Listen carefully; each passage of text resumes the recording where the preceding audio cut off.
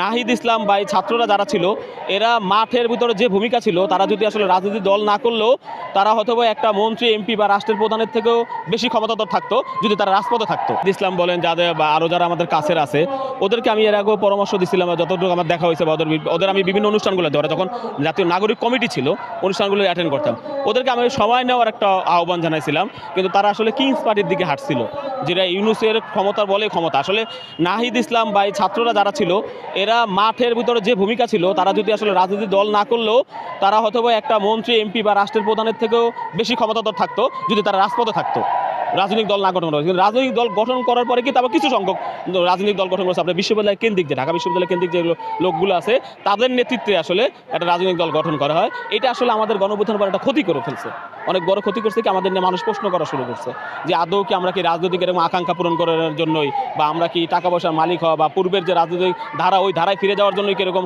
কাজ করছে নাকি। এবং কিংস পার্টি যেমন আপনি জানেন ইউনুস যে কোনো জায়গায় দাওয়াত দিলে ওই তাদের দলের কোনো নিবন্ধন হয় না, তারপরে তাদের দলকে দাওয়াত দিত।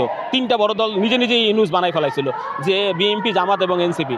এই যে একটা যে আপনার মনে করেন যে বড় করে ক্ষমতার অপব্যবহার করা, ওই অপব্যবহার করে যে একটা রাজনৈতিক দলকে তৈরি করছে, ওই জায়গা থেকে আমাদের আপত্তি ছিল। কিন্তু এই এনসিপিটাই যদি আসলে 5 বছর পরে আরও যদি তারা যদি আরও মানে কি বলে আরও ম্যাচিউরড হয়ে যদি দল গঠন করতো, তাহলে হয়তো বা সারা দেশের একটা সমর্থন পাইতো নিরঙ্কুশ। তাদের জামাতের মতো স্বাধীনতা বিরোধী দলের সাথে তাদের জোট করতে হতো না। তো ওইটা কিন্তু আসলে তারা কিন্তু ওই যে ফেল হয়েছে, জামাতের সাথে জোট করাটাই কিন্তু তাদের ফেলিয়ার, রাজনৈতিক দল গঠন করা ফেলিয়ার কিন্তু তখনই আমরা স্পষ্ট হয়ে গেছে জাতির সামনে, যখন তারা বড় বড় কথা বলছিল যে আমরা 300 আসনে প্রার্থী দেবো, কিন্তু শেষ পর্যন্ত দেখা গেল তারা ওই জামাতের সাথে গেছে কোনো উপায় না পেয়ে। তো আসলে এটাই তাদের রাজনৈতিক ফেলিয়ার।